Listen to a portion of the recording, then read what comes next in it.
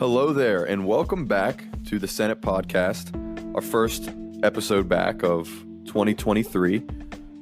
In this episode, I'm joined again by Andrew Tate Smith. So, Hi. he's out. He broke out, and first thing we're doing is bringing him on for an episode. So, how you doing? Hey, not too bad. It's definitely been a while. I'm looking forward to being back here. Yeah, we had to have you back on for this episode all about games. And I've had a few episodes about different aspects of pop culture because that's the name of the podcast, All Things Pop Culture. But I think all of us are just really into video games more than anything. And the thing about movies are, you have maybe 4 or 5, maybe 6 good movies a year. But as you're about to see, the games we're going to get into, there's dozens of great games coming out. So there's always, I feel like, more games to talk about than movies or anything else, really. With that being said, since the last time you were on here, have you watched anything or played anything interesting you want to talk about? Nothing really. I mean, just doing a kind of a hard reset just for the new year, just kind of getting myself back into things. So pretty much the same old stuff. Nothing really standing out. How about you? Yeah, so I went to go see Avatar: Way of Water. Ooh. It was amazing. Okay. I was very mid on the first movie. I thought it was, 7.5 out of 10. Decent sci-fi movie, great visual effects, pretty good story. Not a bad movie at all, but just a little bit more mid. So I wasn't that excited to see the new one. Maybe that's why I'm so high on it right now, but I saw Avatar and absolutely amazing. I want to do an episode about it. I want to do a little maybe have a few different like spoiler cast in an episode, and one could be Avatar, and another one could be an HBO series that just came out that I've been watching. And that is? It goes by the name of The Last of Us. I don't know if you've ever heard of it. That name is, somewhat familiar. Maybe not the series, but the game, definitely. The series is a 10 out of 10. Mm-hmm. So far, Absolutely. there's 2 episodes out. I'm definitely going to do some episodes about it. I'm not going to do one every week for it. Taking that nice little hiatus for the first part of the year, I was able to actually sit down, watch some things, enjoy it, soak it in, play some games, which I'll get into. But The Last of Us series on HBO, highly, highly, highly recommend it. So far, 10 out of 10. Nice. But we'll talk about spoilers with that in another episode. And then into the games. Actually played a lot of Horizon Forbidden West. Okay, yeah. How was that? It's really good. I'm taking it slow because I'm just soaking in all of the games. So I'm kind of glad we took that little hiatus so I don't have to rush through anything. I don't have to rush into anything. So I was able to kind of digest it, play around in the world some, not feel like I have to do the main line, the story, branch out. Because honestly, the side quests are some of the best parts of the game. Yeah, it depends on which game, because sometimes the side stories are just as good as the main one, but then other times they're just there for progression. Exactly, and I can't speak to The Witcher 3, but I heard the side quests in that game really make the game. So, it doesn't always benefit you to just rush through the story, which I do a lot. So this game, I'm glad I'm taking my time and digesting it. That's what I did with Ghost of Tsushima, and absolutely love that game because I probably took time to do the side stories and everything. A game that I am speeding through is Sonic Frontiers. Oh, you finally picked it up. I am in love. I probably beat 50% of the game the first time I picked it up. The first time you picked it up. The first time I picked it up. I've only picked it up to play 3 times, but I'm close to the end of the game. Okay. Yeah, it's a lot further than where I'm at right now. Yeah, I loved it. I made it to the end of the second island on my first playthrough. Wow. And now I'm at the end of the third island. Okay. Those cyberspace levels are some of my favorite Sonic levels in any Sonic game. Yeah, I'm still at A rank on the second one. Like, it's kicking my butt. I've probably A ranked every single one I have is A ranked, I believe, except for a few I have S ranked. Yeah. And what's crazy is I forget. I think it was on the second island, or maybe the first one. Mhm. No, it was the first one. If you're on the first island, you might get there soon. It's when you go into cyberspace. It's almost like a throwback to Sonic Adventure 2, Radical Highway. I mean, I haven't touched that in Well, months, but it goes from like almost like City Escape into Radical Highway a little bit. It's like a weird mixture of it, but it's definitely a throwback to Sonic Adventure 2. And I knew immediately as soon as the mission started, and I S ranked it on the first try, like flawless run. yeah. I mean, like I said, I think it's just that second one that is just somehow tweaked wrong, and a lot of people struggle just to get that S rank. Like, you have to like exploit every mechanic to even get close. Like You do, yeah. I've gotten like 3 or 4 seconds off of S. Like that's how close I keep getting. So that's really what I've been playing. I have been playing another game, Gotham Knights, but I refuse to talk about that. So I'm not even going to get into it. Absolute disappointment. Yeah. So that's what we've been doing recently. And before we get into the topic of the show, I want to ask you, and if you need to, I can go first. What was a big moment, or is a defining moment for you in terms of what you've played or watched last year for 2022? Like, give me you don't have to give me number one, but you just give me like the top. Yeah, I see what you're saying. Kind of like what stood out the most is like, Yes. honestly, that was probably going to be, God of War Ragnarok. That experience was just my biggest hype up, and I was really into the last story. So this was just like the one thing I kind of honed in on and really pushed through to get the story and just get that content. I agree. Absolute standout last year. I'm still playing through it, but I agree with you. All right, so mine would be wow, because I mean, I live beside an IMAX theater. Yeah. Okay, so I have great movie experiences when big new movies come out. Like last year, for instance, the Batman. Yeah. Amazing time watching that. Doctor Strange: Multiverse of Madness. I went and saw it twice. My favorite Marvel movie. Top Gun Maverick. Absolutely loved it. 10 out of 10. Ending out the year with Avatar. Was a great movie. And then probably one of my biggest surprises of 2022 was actually Black Adam. Oh. Yeah, I wasn't my favorite movie of the year, but it was just a big standout moment of the year because the movie was surprisingly great. But overall, 2022, great year. Some games that stood out to me, definitely TMNT Shredder's Revenge. That's kind of a throwback pick. Brought back a lot of nostalgia for older games I used to play. What a great game, great game. What else came out last year? What's a big game that came out last year? And I'm sure it's there, but there wasn't really many games that made me go, "Oh my god, I have to go pick this up right now." Type.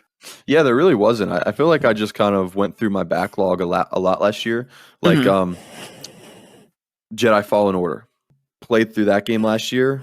Like actually played through the game, beat it last year on PS5 with the updates, 60 frames per second. Absolutely fell in love with that game because a huge Star Wars fan. I played it when it first came out, was kind of mid on it, and I was like, let me just wait till they patch it, and I just have a better experience with it in the future. That's what I did. Loved it. I cannot wait for Jedi Survivor. And unfortunately, we weren't doing the podcast last year, so we weren't able to actually go through 2022 and pick our, most anticipated games and make a list and keep watch and keep up with the reviews and the reception of it. But guess what, Andy? What? We're not making that mistake this year. Oh no. This episode is going to be all about our 2023 most anticipated video games. All right. So before we get into that, and I'm going to have you start it out. You even have a list and everything. So we'll do it like a fantasy draft. You go, then I go, and we keep going that way. I'm going to explain the rules. video game drafts like this, a lot of podcasts do it. A lot of video game podcasts do this. It's a lot of fun. You start out the year with having a list of games where you draft them, and then at the end you see who has the overall or the average of better games on their list. The way we're going to do it. Our version is going to have a twist because I don't want to just copy exactly what other podcasts are doing. But I mean, this is a video game pop culture podcast, so we're going to be talking about the biggest games coming out next year. But there's a twist. So let me get into the rules. We pick a game based off of how well we think it's going to score on Metacritic. So for instance, Jedi Survivor, like I just said, if I think that game is going to do amazing, I'm going to pick it. You might pick it before me, so then I'm going to have to pick another game. So you can kind of use strategy to pick a game you think the other one's going to pick. Also, the release date. There's a lot of games coming out next year that only have a release window or are expected towards the end of the year. And some even have a release date for the very end of the year, even all the way up till December. And those are going to be risky picks because if they get delayed by a month or two, you get an automatic 0. So if any game you pick just doesn't come out and gets pushed to 2024, instant 0. It's going to bring your average down a lot. Yeah, and I just want to touch up on this for the context of the audience. Right now, me and Caleb have a list of 36 different games already picked out, ready to go. So we're going to be using that as reference. And although we can't go over a single one, as we pick our choices, there'll be at least stuff you guys have at least heard of at some point. Yeah, exactly. I think it's nice just to get a giant list of these games that we both can pick from, because you could pick any game you want. You can pick a very small, indie game that you just want to pick because it's a personal pick. That's fine. I think it's fun having this list where we can actually see the pool that we're picking from so that maybe we can use some strategy in here. Yeah, and it also, like Caleb said, it just gives you an option to pick something else in case what you originally wanted got drafted out, so you have something to fall back onto. Exactly. All right, so with that, let's get into the game of 2023. We'll call it should we do it the Metacritic Draft? Because a lot of people are doing the Metacritic Draft, but that's essentially what we're doing. The 2023 most anticipated video games. And you can start it out. So what's your first pick? All right, this one I'm, partial towards, and I'm looking forward to it. It's going to be Zelda, Legend of Zelda, Tears of the Kingdom, the Breath of the Wild sequel. All right. Give me some reasoning.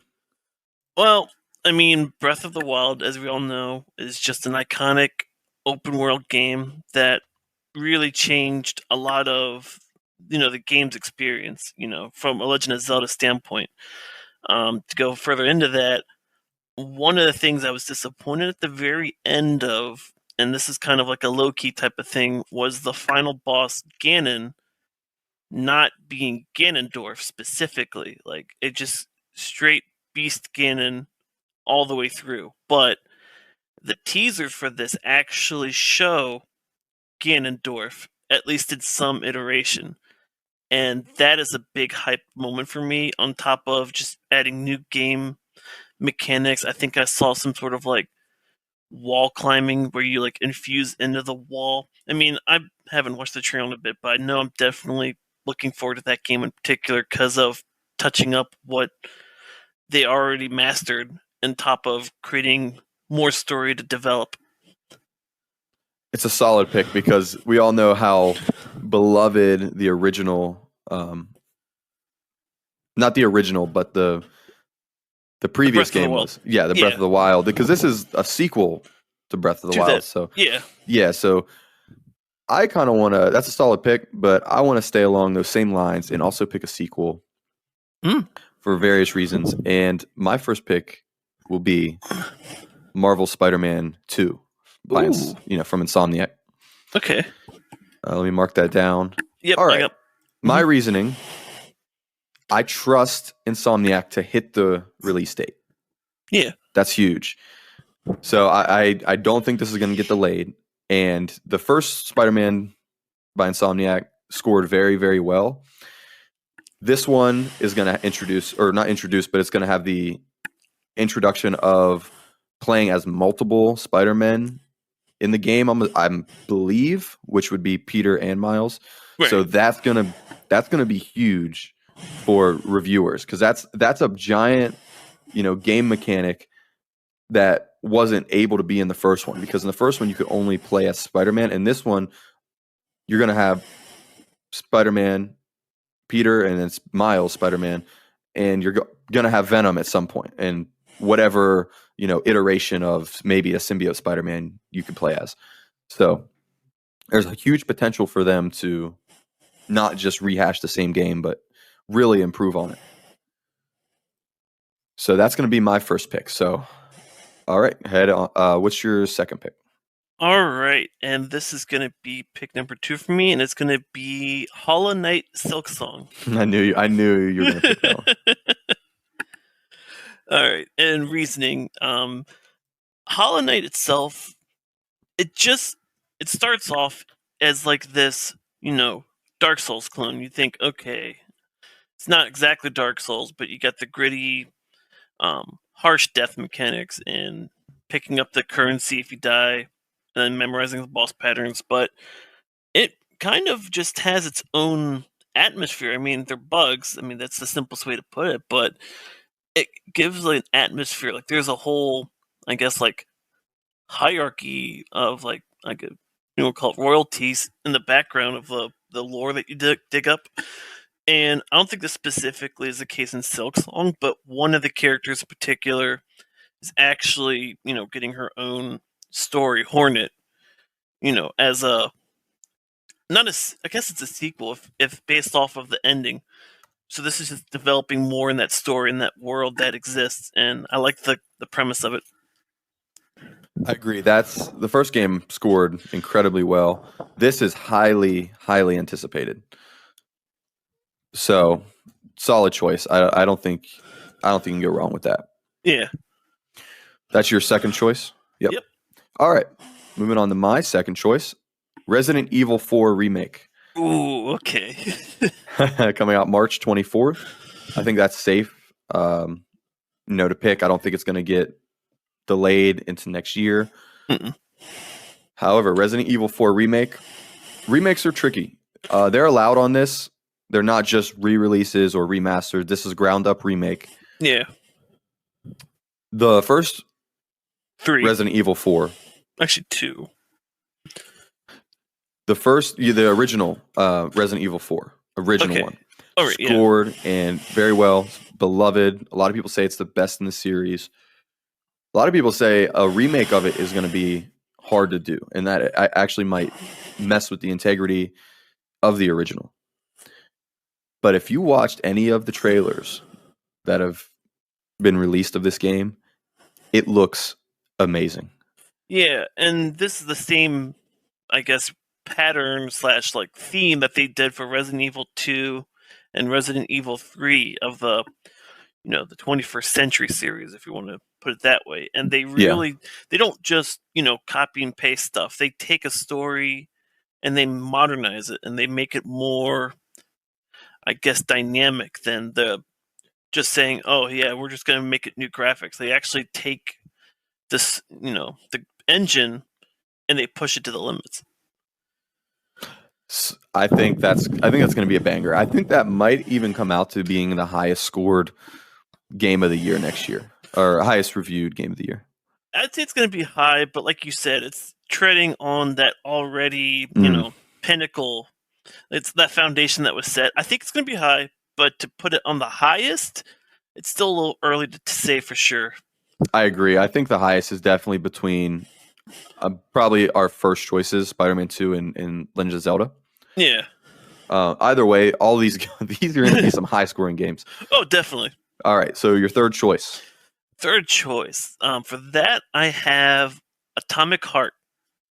I cannot wait for that game. That one, it started off with, this like rumor. You see these things on YouTube and it's like, is it the game? Is this like an animated series that someone just made with like Blender? But as it becomes more fleshed out and as a game concept, you really feel, like this, I guess, dystopian-esque Russian environment. And it doesn't make sense if you never heard of it before, but seeing how it plays out and what the visuals look, I definitely think it's, a safe bet to pick that people really want this. I agree. I think it's going to score high on this doc that I have. If you've noticed, I put my review score predictions on here, and it's just kind of what I think the games are going to score based off of when I was researching everything I read and from what I've been hearing on different podcasts and everything. I think all these games are going to score high. I think Atomic Heart is going to surprisingly score very high. Yeah. I didn't do the same thing in terms of, putting a score down, but I kind of rewrote the list from top to bottom of what I feel like has the most potential / review score. And it also just helps of like as a contingency, because actually Resident Evil 4 was going to be a pick I had set in mind, so that was a sabotage right there. It had to be. I was gonna do Atomic Heart, but a little bit later. Yeah. All right, so let's see this next one, because my third pick, I don't know if this is an upset or anything, but I'm picking Forza Motorsport. Oh, okay, yeah.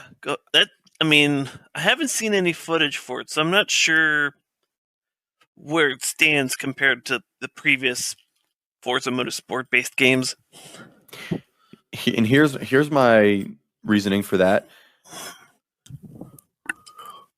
Last year, 2021, so 2 years ago, Forza Horizon, people were very upset that it wasn't considered for Game of the Year because it was one of the best games of that year, and it scored very high. I want to say like 95 to 100. It was up there. Then this year, Gran Turismo 7 came out. Game scored incredibly high. I want to say 88. That's solid. Yes. Now, I know, I just feel like, yes, GT7 is probably a better game than Forza Motorsport. I get that. There were a lot of things, though, that were holding GT7 back for the review. That wasn't necessarily the mechanics of the game or the quality of the game. There were some, that's a whole nother story. Yeah. Anyways, I believe Forza Motorsport is going to be a very good racing game.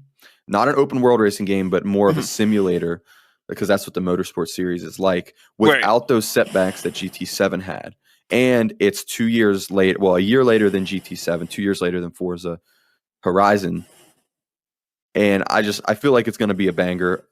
These types of racing games have been scoring incredibly high and have been just up there in reception across the industry. So I think that's going to be a very, very high score for me. Yeah, that's solid. I feel, that community that loves racing games will definitely love it. And that's actually a good pick to take in that perspective. It's just going to come down to how it plays technically. I mean, yes, you did say, GT7 did have some things holding it back. I mean, it wasn't all graphical or performance, but depending on how some games just are really buggy when they come out, that could be an impact on the reviews right off the bat. Yeah, and that's the only downside. But even then, if that does, bring my average down, hopefully it won't be by that much. Yeah, definitely. Yep. So moving on. All right, I'm up next. Yep. What is it? Your fourth pick. Yep, fourth pick. I'm gonna go with Horizon Call of the Mountain. I can't believe you just stole that from me. Well, the way I see it, I mean, I didn't even know they were making a third game, truth be told. I only found out about this, a month ago. I'm thinking, well, that definitely right there. People have such good reviews and remarks for the first two games. I mean, they're making a third game. If they keep the time frame of development, I can't see it, falling short, especially if people want to keep that story going. So, Horizon Call of the Mountain is a launch game for PSVR 2. Okay. Oh, that's what that is. I've seen that now. Okay, now what you're talking about. Here's the thing. It's going to score very high. Right. I believe so too. Now that I know what we're Um, talking about, certainly. yeah, I think it's going to be close to a 90, between the 85 to 90 range. Personally, I think it's going to be amazing. Yeah. A very solid pick. That comes out in February 22nd, so not too far away. Yeah. For Atomic those Heart, of you, February 21st. So you're picking some games coming up soon. yeah, that too. I mean, with the Horizon, I mean, people, if you have a PSVR 2, look forward to that soon. Exactly. All right. So, man, you got some solid games. I got to pick a solid one now because you just stole that one from me. You stole that one and Atomic Heart. All right, you stole Resident Evil 4 and Spider-Man, so we'll call it even. All right. There's a game I really want to pick. Here's the thing with this. There's a game I really want to pick, but it's supposed to come out winter of 2023. Ooh. So that's a gamble. I know it's going to score well, but yeah, that's a gamble. Because of our rules, yeah. Yes. So I'm actually going to pick Sea of Stars. Oh, okay. Sea of Stars. All right. All right, let me mark this down. All right, so Sea of Stars. It is a game set in the universe of The Messenger. Mm-hmm. Messenger, amazing game, scored very high. Obviously, I think this one's going to score very high. I can't remember if it's supposed to be a sequel or a prequel. Uh-huh. I think it's supposed to be a sequel, but you don't have to have played The Messenger to understand Sea of Stars.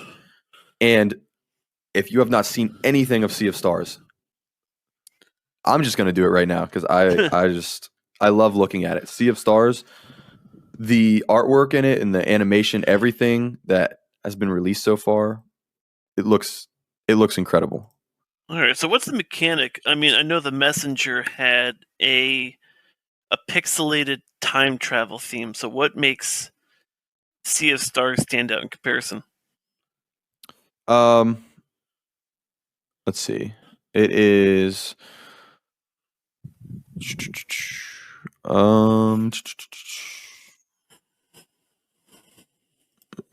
it's all good. I'm looking up now. Oh, it looks so good.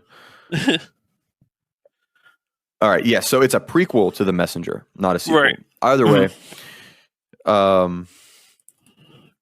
it is a retro stylistic approach to classic RPGs that you would find on like the Super Nintendo. Yeah. It just looks amazing. It's a turn-based RPG. Yeah, it looks like I'm pulling up the video myself now. It feels like one of those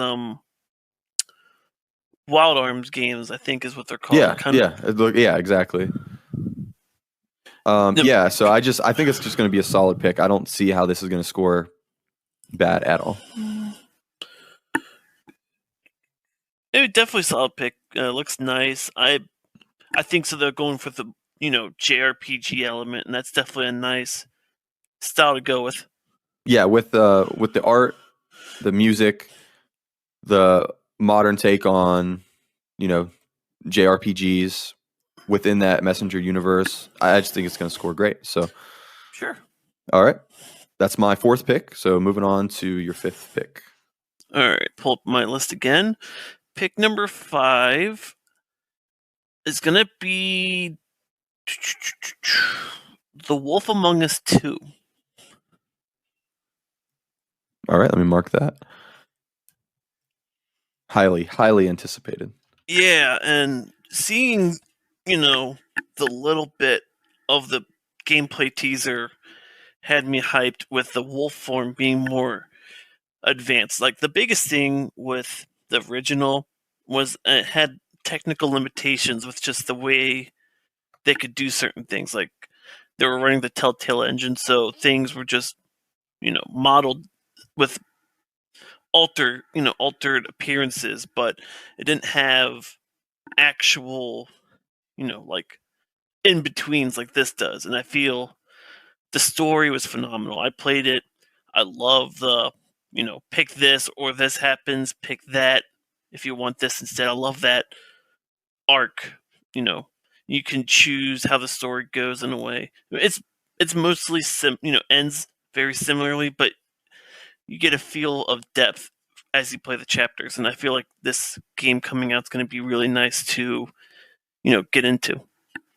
Yeah, I did not play the original. I heard a lot about it. It was, very well received. And speaking of Telltale, I almost put the Expanse game from Telltale on here because I believe that's supposed to release 2023. Oh, Very okay. interesting idea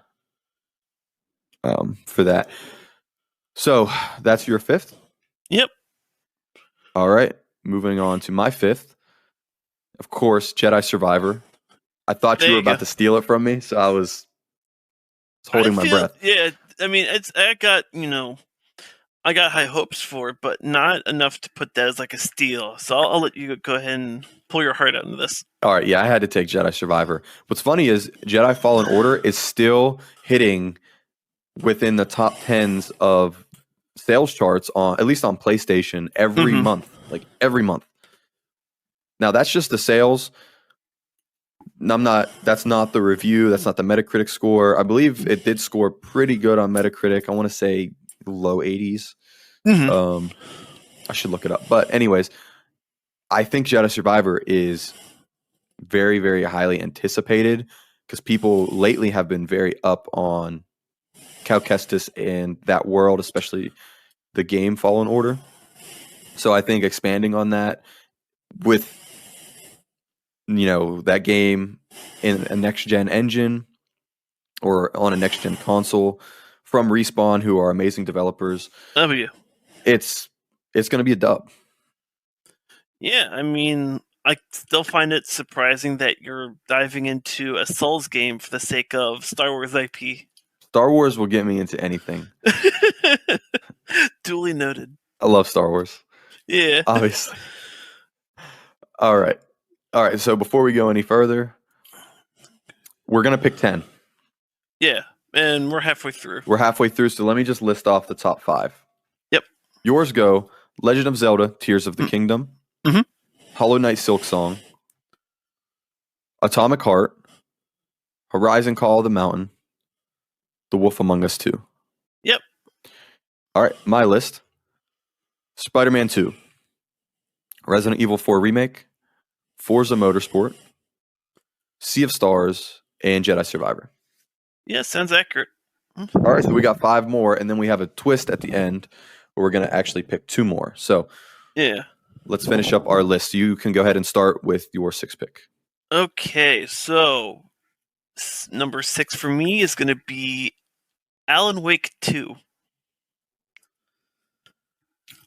All right, tell me a little bit of your reasoning for that one. This is actually kind of it has to do with the Control series in a way. So Control, for anyone who doesn't know, but to briefly go over it, is that like SCP inspired federal agency type of thing where anomalies are a threat and the government and this deeply embedded system contains them. But in one of the DLCs they make a nod to Alan Wake. So while I like the original, I like the theme, it played nice, I'm more excited for the potential of having Alan Wake 2 do some sort of in-universe collaboration with the Control series. Maybe not specifically make it Control themed, but having a duality between maybe the 2 stories or 2 elements put together in one game under Alan Wake. I can definitely see that happening. I'm sure that they are going to do that in some way. Yeah, even if it's just like a little cameo, like sometimes they do them just to get people excited for it. Even if that's like officially mentioned in Alan Wake 2, I feel like that would still be a W. Like I'll take it. I agree. All right. Do I want to play the game or do I want to pick a personal game I'm excited for? Or do I want to go based off of what I think is going to score the highest? Yeah, I think that real boils down to what you feel you're most invested in. Obviously, we both have our own priorities on how we pick, but what you feel like your gut instinct goes with. I'm just gonna try to destroy you. Okay, let's hear it. Final Fantasy 16. Oh, okay. Final Fantasy 16. Yep, have that noted down. All right. I don't know much about Final Fantasy. Fair. So let me just put that disclaimer out there. But what I do know is Final Fantasy is huge right now because of the quality of the games. And I believe Final Fantasy 16 is being done by the people who made Final Fantasy 14. 14. Let's see. Which Okay, yeah. Final Fantasy 14 has been huge recently because it's on a comeback. I mean, it's an MMO, so of course it's going to be. Exactly. I'm looking up the Metacritic on it right now. 92. Yeah. So people love their RPGs overseas. Yes, and I believe Final Fantasy 16 is supposed to be a single player game. It might have multiplayer elements. I'm not sure. Sure. Either way, if the people who are doing the story and whatnot for 14 take that from an MMO into a single player type game with a narrative story, I think that's just a recipe for a 90 plus. Now, more likely it's going to score probably mid 80s, but I'm hoping for a 90 right there. So I put it in my sixth spot for that reason. Yeah, keep that optimism. Yes, exactly. So moving to our seventh pick. All right, my seventh pick is going to be Street Fighter 6. Okay, solid pick. Yeah. I think one of the things that I'm kind of leaning towards is the more radical time skip that they advertise for this. Obviously the series from 1 to 5 has pretty much just been straightforward, just like a graphical, upgrade. But 6 feels more of a successor.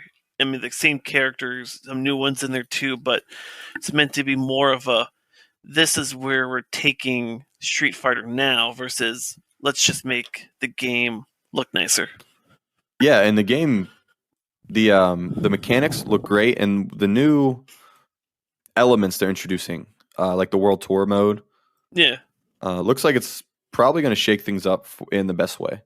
Sure. Hopefully it stands up to par with esports. I know that's a big influence on rating. People will put that under a microscope for how competitive it plays. All right, so there are some games on here I 100% believe are going to score higher than my next pick. Oh. But here's why I'm picking my next pick. It has the potential to score very high, but it also has potential to score low. So I'm putting this in my, what are we on, 7th spot? Yeah, so your pick number 7. Yeah, my pick number 7 is going to be a little bit more of a wild card pick, and that pick is going to be Wild Hearts. Okay, I don't even think I know anything about this. So why don't you tell me a bit? Yeah, here we go. Wild Hearts. It is an action RPG adventure game developed by Koei Tecmo and Omega Force. Oh. Published by EA. Okay. It comes out February 16th, so we're not too far away from it. And let me explain this. It is, I'm reading off of theloadout.com because it's the first link I saw. Sure. Wild Hearts is set to be a brand new and exciting adventure from Omega Force, who have spent years grafting away on the Dynasty Warrior series. Oh, so that's interesting. Gameplay. So far, we know very little, but doesn't mean we can't draw some conclusions. Described as the next great hunting game, the fantasy game is a more mobile take on Monster Hunter. Yeah, I mean, just with the clips that they're showing, it definitely feels like a more skill-based monster hunting versus gritting it out and like enduring attacks. It feels like you have to be more resourceful with how you go about your approach. And it'll be zone-based, not open world. But there's enough room to do what you got to do, it says. Sure. It's going to be up to 3-player co-op. Mm-hmm. Wild Hearts gives us Ghost of Tsushima meets Breath of the Wild vibes. Okay. But anyways, reason I picked this, it actually looks interesting, and it's interesting EA is publishing this, and a lot of people are up on Monster Hunter right now. Yeah. Monster Hunter Rise just released for all platforms.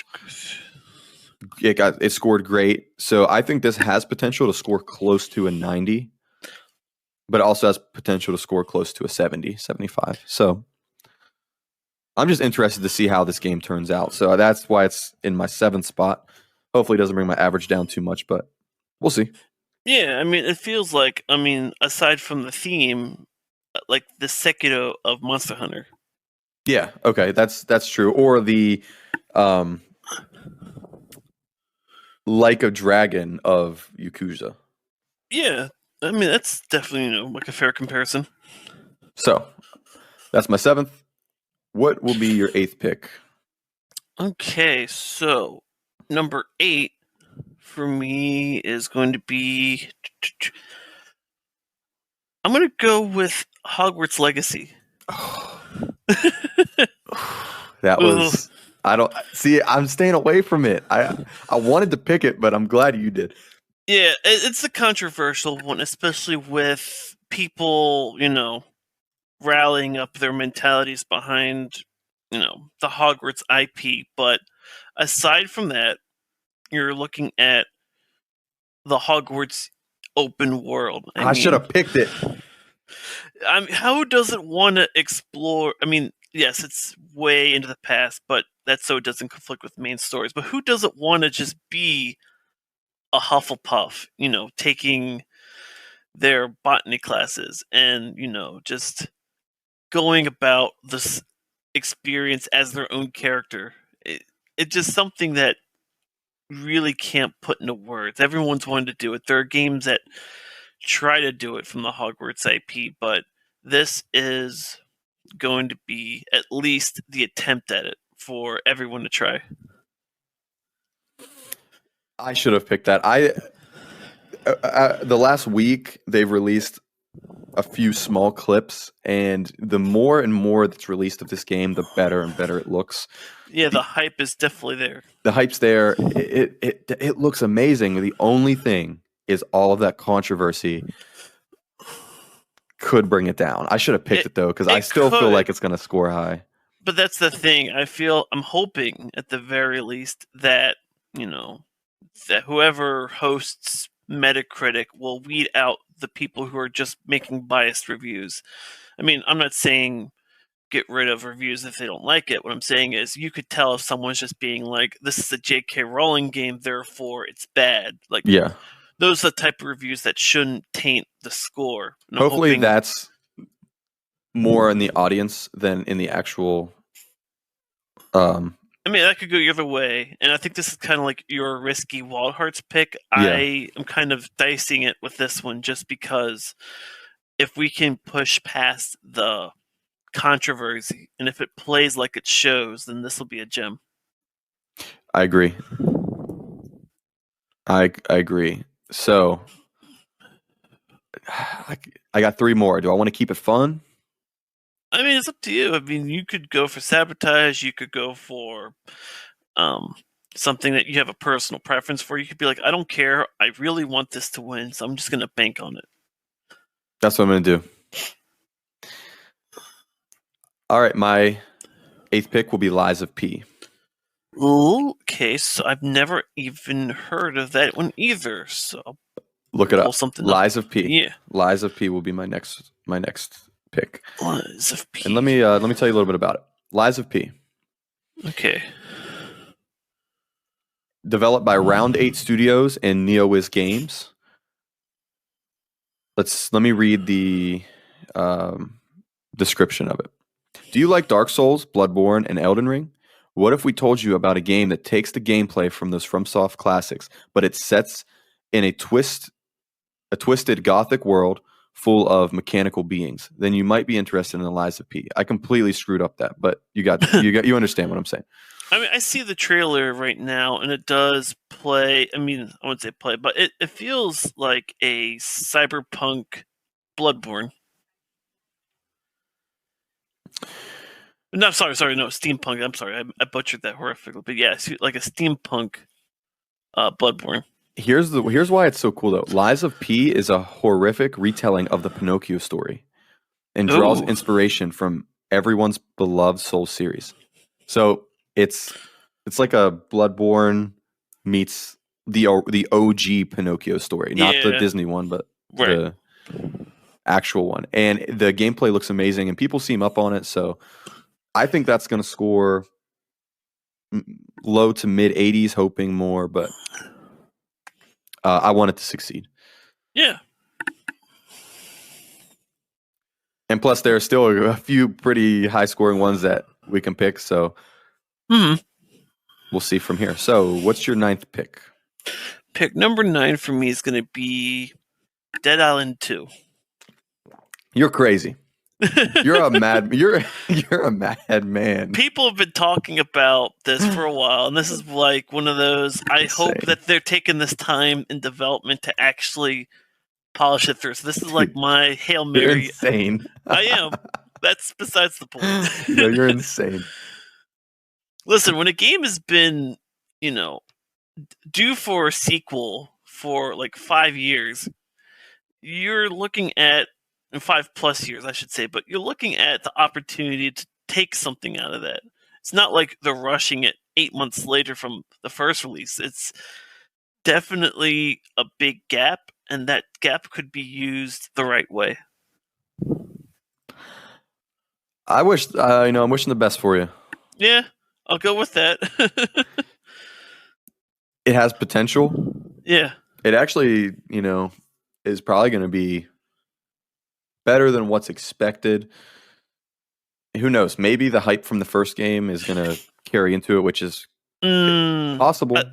I feel like the hype kind of died down, but I'm hoping that this is what gets the hype back. Like, that's what I'm saying. I think it might be rekindled. Yeah, that's a better word. Yeah, I think that's very, very much possible. All right, what are we on? My ninth? Yep, you're ninth. Ooh, I'm just gonna say this isn't my pick, but I want to pick Final Fantasy VII Rebirth. Okay, but I'm not going to. Yeah, I don't know if it's gonna hit 2023, but if it does, imagine the points you would get from that.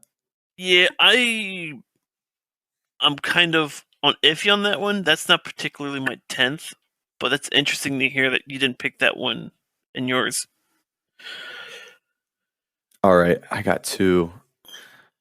And I don't have them listed in order, so I got to think if you're going to steal one. I think I know what your next one's going to be. Okay, so that'll be interesting for you to... But I'm not going to block it because I feel like it's not going to score good. Okay. All right, I'll go Octopath Traveler 2. All right. Yeah, so we'll put that C9. Yep, let me mark that down. Octopath Traveler 2. First one scored an 83 on Metacritic. So, this being the sequel, hoping 85, 86. Yeah. It's a beloved game. It's highly anticipated. What's the release date? February 24th, so we know it's going to hit. There's a few that are scheduled for later in the year that I just don't know enough about yet. Yeah. That I just feel like Octopath Traveler 2 is a safe one for my 9th, and maybe I could go crazy on my next one. So sure. Really all my reasoning for it. All right. Last pick. This one, you probably know it, you might not, but for me, it's going to be Assassin's Creed Mirage. Wow, you're blowing my mind today. This one is supposed to be the spiritual successor, not a remake, but a successor to the original Assassin's Creed 1. And the part that baffles me to this day is they released all of these Assassin's Creed games on the PlayStation Extra, but the earliest is Assassin's Creed 2. So tell me that, people who want to play Assassin's Creed 1 won't give Mirage a shot if it's playing in a similar theme, time period, and an opportunity to take a more rooted assassin-based skill check versus gear and grinding. Originally when I was going through putting my, just predictions on here for what I think I did put a low score on it. When in reality, it'll probably be mid 80s, which is good. Yeah. And then, I'm thinking upper 70s is where I see projected at, but if I could hit 80s, that's great. All right, my last pick. This game, I had it on my list, but I read an article headline about it today that is making me not pick it now. Okay. And I will be completely transparent and biased on the fact that I'm playing to win. Yeah. All right, let's hear it. Pick number 10. All right, pick number 10. I'm going to pick Armored Core 6.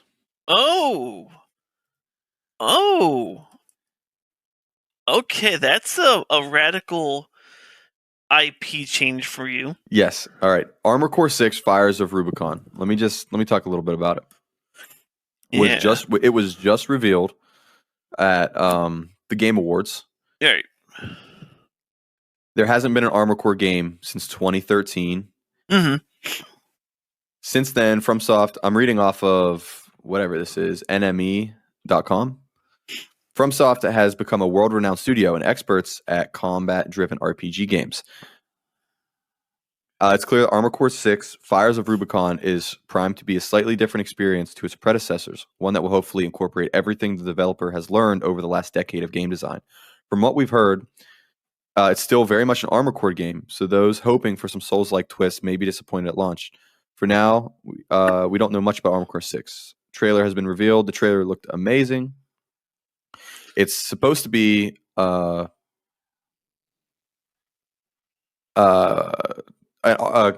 combat-driven RPG game developed by FromSoft. Yeah. So it's not supposed to be a Souls game. Is this FromSoft branching out from the Souls genre? Right. Their take on this more action-based approach. Yes. That's what I'm trying to say. I'm not as familiar with Armored Core, but I wanted to pick that. Yeah. I feel like it's interesting. Yeah. A lot of people, like Armored Core. They like the Gundam series. The idea of controlling a mech has always been a unique take that has an audience with people, steering towards it in one way or another. Yeah, because I'm not the biggest fan of Souls games. Mm-hmm. Except for Survivor. Yeah, I'm not the biggest fan of FromSoft Souls games. There we go. Now, this is from FromSoft, but it's more of an combat action RPG. Right, but this is going to be a test to see whether they can make a formula outside of their recipe. Here's my thing. If it hits, though, it's gonna be some big points. It could miss. Mm-hmm. This is a gamble for two reasons. It being the IP and it being the company's branching out versus what they're tried and true. Yes. And what I really wanted to pick was Like a Dragon Ishin. Oh, okay. Because that's different, but I just know that's going to score very well. Mm-hmm. That's a lame pick, though. Suicide Squad Kills the Justice League. That's not going to score well based off of the Battle Pass they just showed. Yeah. Diablo 4 is probably the safest bet, but I didn't feel like picking Diablo 4. That one's going to be mixed because that's got a Battle Pass too for it. Yeah, so those games are kind of, mid. Avatar, Frontiers of Pandora, there's no telling when that's going to come out. Mm-hmm. It says physical year 23-24, which is April 23 to March 24. Yeah. So not a safe pick. And then Starfield, Redfall. I really wanted to pick Redfall, but I read the article headline saying that the development for Starfield and Redfall is actually not going very well right now. So I just kind of wanted to stay away from Starfield and Redfall, but I did pick an Xbox Studios game. So I feel like I kind of covered my bases. Right. biggest upset is probably neither of us picking Final Fantasy VII Rebirth. I am biased, and I say that because I don't know this for certain, but I feel like it would have been mentioned otherwise. I've been a big fan of the Advent Children series, and I feel like if they don't do any sort of mention in this continuation, I'd be highly disappointed. Yes. So we're going to get into our last two picks, and I'll explain that. Real quick, though, what's your reasoning for some of the games that you left out? Okay, so I left a couple of them out. I mean, obviously you picked yours, but some of the things I left out were like Payday 3.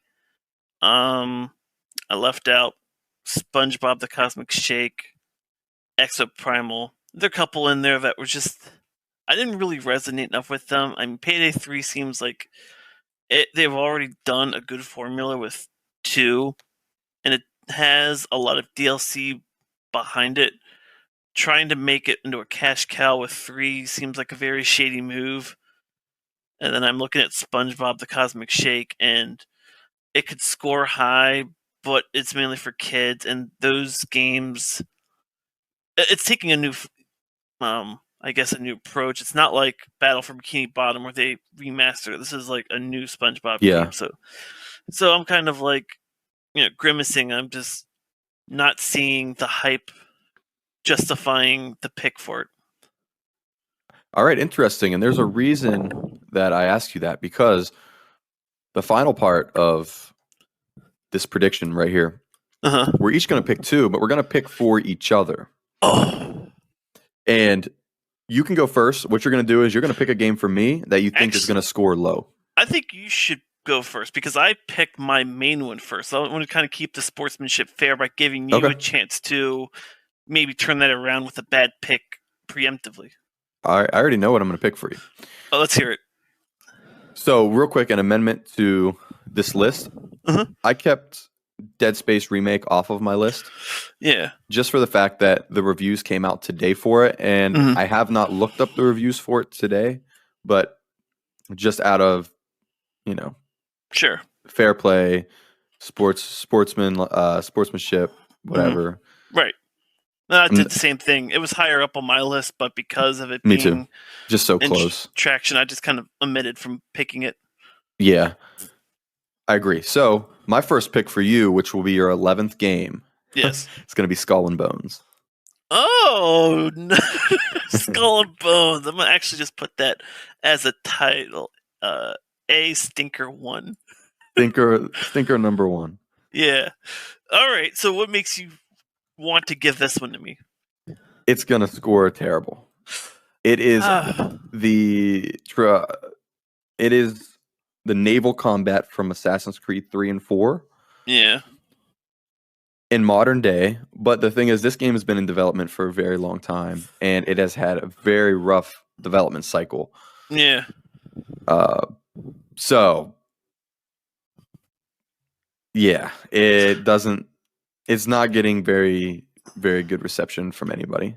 That's fair. I mean, you never know. I'm going to hope with, this being the only Pirates game that Sony has access to, people might be like, this stinks, but it's good enough that we could see past the flaws and, maybe just be like, we're going to give it a 70 out of pity. That's fair. That's fair. Because, they have Sea of Thieves on PC and Xbox. What does Sony have? Nothing. So, they might lean towards this as like, well, we have this now. Way to be optimistic. Love it. I like that. Yes, I'm trying to work with that. All right. All right. So we have that for me. I'm going to give you Starfield. Oh, no. I did not want that stinker on my list. Yeah, you're getting that nasty stinker. And I got that stinker. Now, the reason why I'm picking this one for you specifically is I am getting a very big Anthem vibe from it. And we all know how that flopped horribly. So I see this as being like big hype. People want it. When it comes out, what is this garbage? Why did anyone buy it? We're going to give it like 40%. And that's kind of what I'm aiming for. Like I see it. I'm like, this is just a spiritual successor to Anthem. Let's just hope it keeps that same momentum. That's such a terrible thing to say about that game. I'm sorry. I'm not. I mean, it looks nice, but the game's releases always differ from what is actually shown. When we look at No Man's Sky, we look at Anthem, we look at Outsiders. They have that, like, okay, this is the best we could do with the time that we had, and that's kind of what I see in this. All right, well, time for me to be optimistic. I think people are so hungry for an actual good Fallout game that isn't like Fallout 76. Uh, So this might be more along the lines of, Fallout 3, Fallout New Vegas, except in space. you're comparing this to Fallout 3? I have to be optimistic. I mean, there's a difference between optimistic and blasphemous, but go on. Yeah, I'm just straight up lying to myself. Yeah. There's nothing that's going to save this pick. Hopefully it just scores in the 80s. We'll see. That's my 11th pick, so you get to pick my 12th. Time for me to pick your last one. Yeah. And this is a very interesting pick because no one knows anything about this game. Okay. No one knows if it's going to be good, bad, whatever. Sure. But because you have some weird cosmic attachment to Crash Bandicoot, I'm going to pick Crash Team Rumble for your last game. I almost feel like it's not... Okay, I admit it's lower on my list, but it's not rock bottom. So I don't feel as it being completely bad. I mean, a Crash Bandicoot MOBA doesn't sound good on paper, but it's Crash Bandicoot with the designs of 4, which people like. So it's promising in that regard. I think it looks like it's lacking on content. So I mean, I could say the same for Unite, but Pokemon Unite. That's true. People like Pokemon Unite, so MOBA's a MOBA. If it plays well, people will draw themselves to it one way or another. You know what Crash Team Rumble gives me, and I don't know if anyone will understand this reference. Okay. Let me actually type in real quick because I want to look at the score.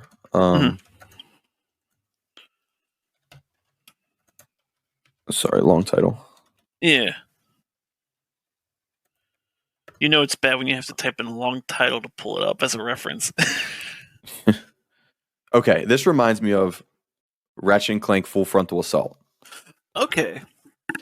Which scored 64 on Metacritic. Yeah, so I will say on a side note, the art style, is of Crash 4, but the first thing that kind of comes to mind, aside from slam dunking Wumpa Fruit, is like Battleborn. Remember that game? That sounds familiar. It was that game that was promising, but it just released at a really bad time, and it was like a Borderlands / MOBA game, and you had like 25 or 30 different characters. Yeah, that does look like that. Yeah, it feels like it. I'm not saying it's going to be that, but it's either or. Interesting to see how this plays out too. I like the Crash IP, so yeah, Crash is the best. But yeah, I mean, a MOBA, if it plays well, will have people playing it one way or another. I agree. So, your turn for my last pick. All right, and this is for 2 reasons, but I'll get that in a bit. Your 12th pick is going to be Avatar: Frontiers of Pandora. Oh, okay. I'm excited for that now, but okay. So 2 things. We'll start with the one that you mentioned, which is kind of like ammo that I was like thinking about on the side. You said fiscal year 23-24, so there's a chance that it might release in January. It could be early January, but the fact that it's not in 2023 disqualifies it automatically. Yeah, which is fair though, because this game it's a range from April 23 to March 24. So it's not as bad as like Mina the Hollower, which is December 23, or Final Fantasy VII Rebirth, which is winter 23. Mm-hmm. So at least this one, yeah, I agree. I like that pick though. Sure, and I will say this is another thing. Video games that have been made from a movie usually flop, and I'm not saying Avatar itself will be bad, but trying to make a game out of a movie is not really that successful. You can have high hopes for the Avatar series, that's one thing. And it's just that the cross between games to movie to games usually is poor, with a few exceptions of the games turning into movies as of recent. I'm glad you gave me that because I'm interested in the game. I feel like it's going to score pretty good if it comes out with no problems, no delays. I could see a similar situation for this, for like Hogwarts. Speaking of movie-based games, so Avatar, people are up on it because of Way of the Water, and I'm not sure when the next movie is going to come out, but maybe the next movie will come out before this game, and there might be some hype. If not, you're right about the whole movie game aspect. But at least it's my 12th pick. I mean, sure, we'll go with that. I mean, I like how, despite our intentions, our last two picks aren't, horrendous. I agree. So, speaking of that, horrendous. What's the most horrendous pick, and what is the best pick on your list? Oh, so are we talking about including the drafted ones for us, or? Yes, including the drafted, and we'll go ahead and end the episode with this. We'll both just give what's your biggest, what's your most anticipated game for your list, and what's the one you're most worried about on your list? Okay, yeah, so we're gonna definitely go with Legend of Zelda: Tears of the Kingdom. Okay. Obviously, I picked that first. That was kind of, I gravitated towards that. I was like, I want that, and I told you before, it's gonna feel like a fun game, especially if they give it the time that they did for Breath of the Wild. I guess as far as concern would go, I'm actually gonna say I have a little bit of hesitation with Dead Island 2, only because of that being so long of a wait. People might not give it a fair review because of that, and if it's that long of a wait and it doesn't score up to the expectations, it could tank. That's fair. I think that Dead Island 2 is going to be a very interesting game to keep an eye on. April 28th, so we don't have to wait all year. Yeah, so not too long, all right? What about you? All right, my list, my most anticipated is actually Jedi Survivor. Right. The reason it's lower on my list was just because my top four I wanted to get out the way before you picked them. Yeah. But my most anticipated game is Jedi Survivor. And I kind of went into it when I talked about the game, but I love Star Wars, and what they've released so far, the trailers and the teasers of Jedi Survivor looks amazing. Loving Cal Kestis and what they're doing with the story, him surviving from the Empire. Respawn, amazing developers. So this game's going to score high. It's coming out March 17th, so we only have a few months. 2.5 months yet. About 2.5. So that's my most anticipated. The one I'm having the most worry about, looking through my list, is probably going to be Lies of P. Okay. It's between Lies of P and Starfield because I put them both in the same boat. Only problem is Starfield, I feel like because it's Bethesda, that might carry it above the 80 threshold. That really depends, because Bethesda's getting its reputation for subpar expectations. Yeah. So that's a worry, but I think a little bit, I have a little bit more worry for Lies of P because is it the first? Is this their first game? I'm not really sure. I mean, I only saw of Lies of P just then and there. These Souls-like games that are outside of the From Software, they're polarizing in whether they do well or bad. I don't know enough about this, but if it plays well, it could be a nice intermission for the next Souls game that comes out. Especially Armored Core. It's possible that they took enough from Souls games to give it longevity. Yeah, I can't find. I don't know if it's their first game or not, but it's going to be a smaller game from smaller studios compared to a studio like Bethesda or, Insomniac, Xbox Game Studios, developers, and all of them. So I feel like Lies of P could be an indie hit, even, it could hit like a, indie hit. Like, what is that game that just came out? The Hi-Fi Rush. You see Hi-Fi Rush? Actually, I was thinking about getting it, but for $30, I mean, I am not a big fan of linear stuff. I'm more into procedurally generated roguelites, something that has replayability. If they added a custom soundtrack to some degree, that'd be amazing, but they cater the game to their soundtrack. People giving it like 97, 98, and it's like Shadow launched. I'm like, wow.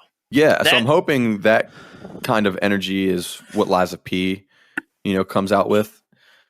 I'm surprised you have hopes for Sea of Stars. I mean, it's the story for the Messenger's good, but I can only imagine a different play style in the same universe can only go so far. Yeah, my list is going to be very interesting. So is yours. There's a lot we don't know and about these games coming up next year. It's going to be fun going through the year, updating this list, talking about, now that we actually have a list with the dates, have all the dates on here. We can mark down, when February 10th comes, Hogwarts Legacy, how it does, and then February 16th, Wild Hearts, and so on. So yeah, it'll be fun revisiting this. Of course. All right. So how do you feel overall? Think you're going to win?